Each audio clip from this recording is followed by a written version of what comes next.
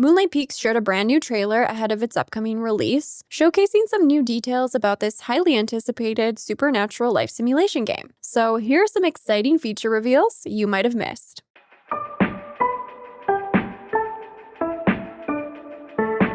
Hello friends, Sarah Sunstone here, and welcome back to Thinking Out Loud. In today's episode, I'll be sharing over 10 new gameplay details that were revealed in the latest trailer for Moonlight Peaks. And in case you're unfamiliar with this upcoming life sim title, I'll have a playlist of dedicated content linked in the description to bring you up to speed. Please go ahead and shine the lovely like button if you're excited for Moonlight Peaks to let me know, and make sure to subscribe to my channel with your notifications on to stay in the loop. Otherwise, without any further ado, let's get right into it. Now, the first feature showcased in the trailer that I wanted to talk about are seasons, because I feel like a lot of the time when you look at Moonlight Peaks, you see this darker, kind of purpley color palette, and I feel like it's kind of easy to miss that there actually will be 4 seasons in the game, so spring, summer, autumn, and winter, especially because the game takes place in the night and you actually sleep during the day, so it might not be as apparent at first, but we can actually see the autumn, winter, and spring seasons in this new trailer, and they look absolutely lovely. I feel like the design of each season does a really good job at refreshing the world,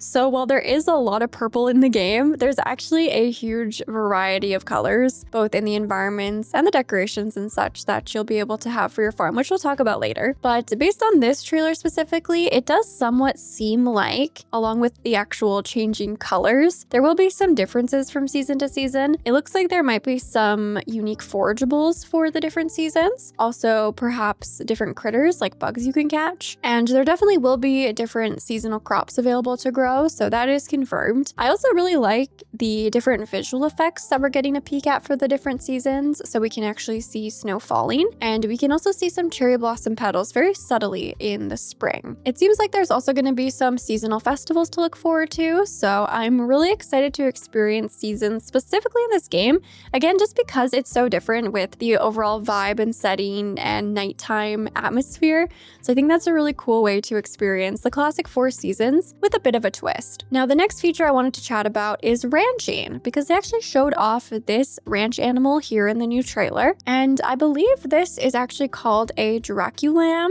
so it does look somewhat like a sheep type animal, but of course in this game all of the ranch animals have their own unique twist to them. There's also going to be the chickens, which are kind of like chickens, and the golems, which are both in the current demo. They've also confirmed the pigoats and the calculas, so yes, there's going to be lots of supernatural ranch animals, which I'm really excited to adopt and have on my farm for sure. I also like seeing this interior of the barn. It looks very dressed, like very set dressed. It looks really nice, really cozy, really lovely, honestly, for your ranch animals to live in. And it looks like in here there's some troughs where you could put food, but I do wonder if there will be expansions for the farm buildings, because this one looks like there's about space for maybe 2 animals. So I would be curious to know about that. But yeah, I totally love how it's not just an empty barn interior. It looks so super cute and cozy for the animals. The next feature that I think this trailer did a really good job of showcasing are specifically the tools for designing. So I have chatted about decorating and designing before, because I do think it's such a standout feature for this game between the actual items themselves and the mechanics available for some pretty precise placement, even though it is based on a grid. I've been calling this a flexible grid because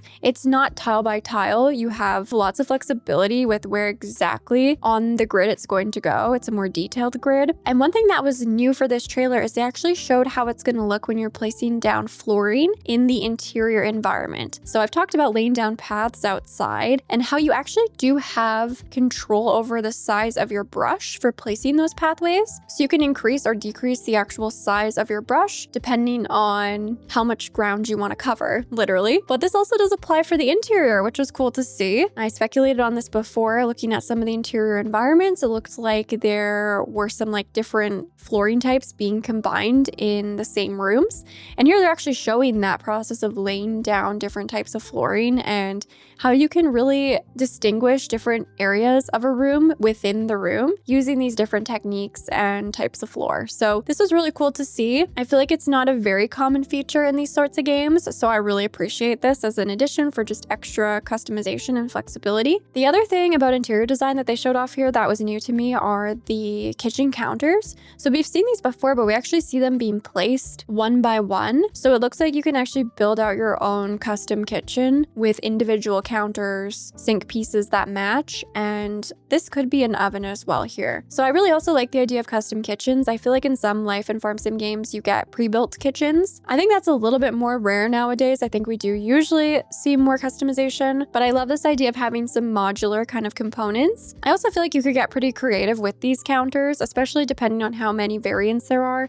I could see this being a nice tool to divide spaces up because I really like dividing rooms a little bit with decor and counters like this. Rather than having it just be one big open space, it's pretty fun to section off some areas. So I'd be curious to see what other types of furniture they might also have that would work for this. It seems like there's going to be a really nice variety, which brings us to the next new feature that I want to talk about, which is honestly just the extent of clutter items available. Now, I've talked about how this game seems to be great for decorating, designing, and especially if you like to place little items on top of other items and layer stuff and just place little cute clutter items around to make a space look really lived in. Now, this applies to the inside of the house as well as the farm exterior. And I think this trailer did a fantastic job at really exhibiting just how much variety there's going to be. It also seemed to confirm that you'll be able to place those clutter items on top of seats, so chairs and benches, for example, which is great. I always love having that option. Sometimes in games, you can either sit or place items on top of different seats. And in this game, you can do both, which is great. There's some really great items here. Some we have seen before, like we've seen some of these plushies and the charcuterie platter, but there's this toolbox here that I haven't seen before. There's something that honestly looks low-key like a Nintendo Switch dock. There's a hairbrush. There's like a little magazine. There's stacks of dishes. Lots of plants to decorate with, including some of those tabletop variants.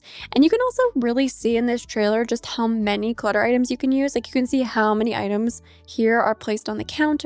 You can see how many are placed atop the fireplace, in the bedroom. Like you can really get an idea here of just how rich you can make your space, just full of clutter in the best way. So needless to say, I am super excited for decorating in this game. The next new feature we got to take a better look at is the exterior home customization. So here we get to clearly see the different categories of customization available for the outside of our house, along with actually a ton of options. So first, it looks like we can select the roof that we would like. And it looks like here we can pick not just the actual shingle, like color and style, but also the shape of the turrets or the peaks, which is pretty cool. There's also a category for what appears to be the walls, so the siding of the building, whether that be like a wooden panel or a brick, for example. There's also a category for doors, so you can pick your front entryway door, and there's a really nice variety of styles we can see just in this little clip. And then finally, it does look like we will also be able to customize the patio. And although here we're seeing different options for the railing itself,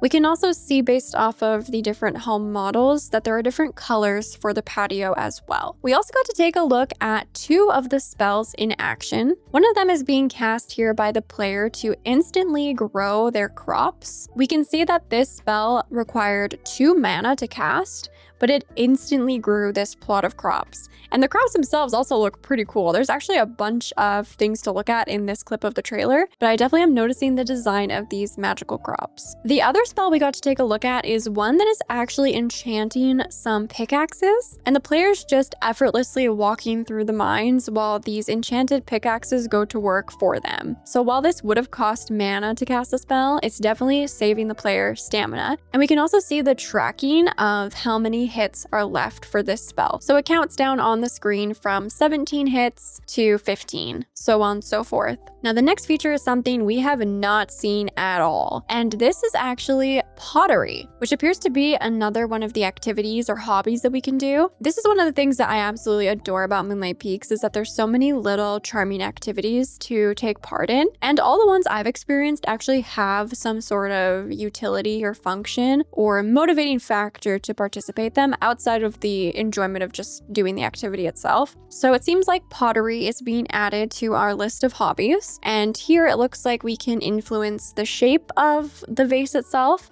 along with the color and the pattern.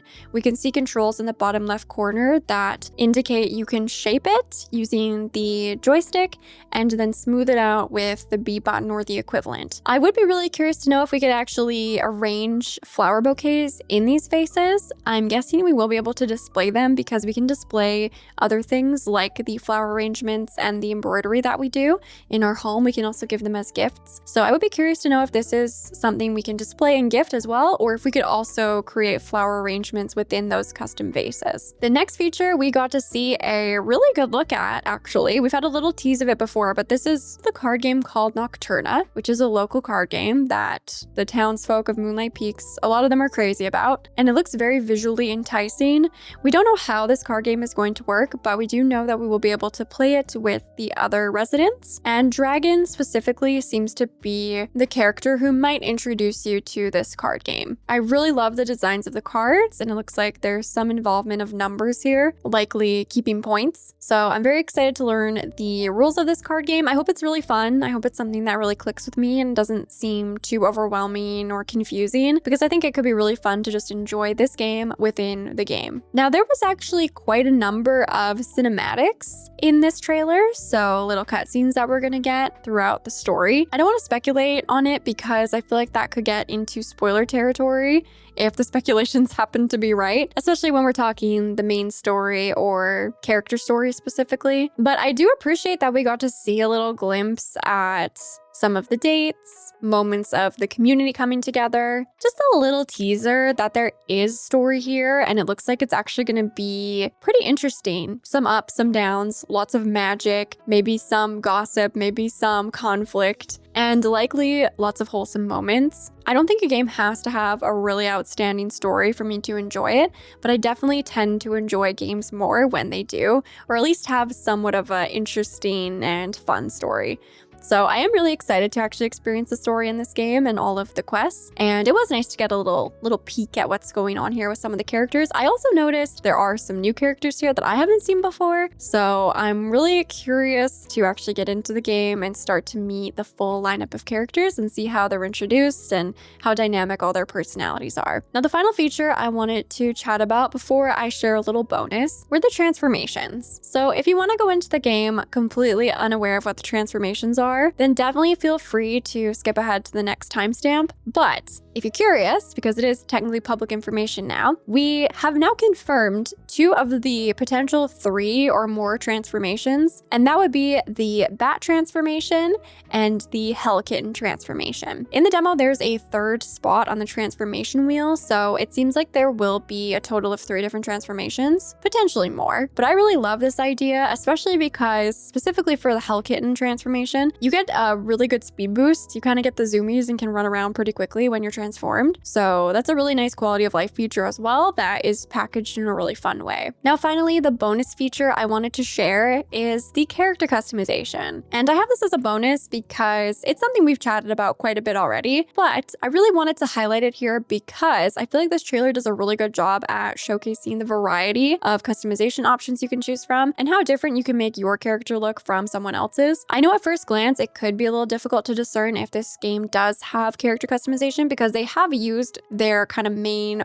original character for a lot of the trailers that they've done in the past. But as you can see in this one, you can create your character. It is a genderless character, so you can pick from any of the options, mix and match. They all have the same body type. You can wear any clothes. You can pick any hairstyle. Like, there's no restrictions there. You can also layer tons of different accessories, piercings, all of that good stuff. And I also wanted to mention it just because you can actually check out what I believe is almost the full suite of character customization options in the current demo that's on Steam. So if you want to play around with that, give it a try, you could. I do also want to mention that it does seem like they're working on adding like some more options, like a few more. They've shared that they're working on blonde eyelashes and things like that. So this isn't necessarily the final suite of options for character customization, but it's basically what it's going to be for the full game, it seems. So if you want to get your hands on it and play around with it and see what kind of character you can create, you can already do that in the demo on Steam. So I just wanted to mention that in case that was of interest to you guys. Now, as a reminder, Moonlight Peaks is releasing on July 7th for PC via Steam and also on the Nintendo Switch and Nintendo Switch 2. There will be physical editions available for the game, specifically in Europe.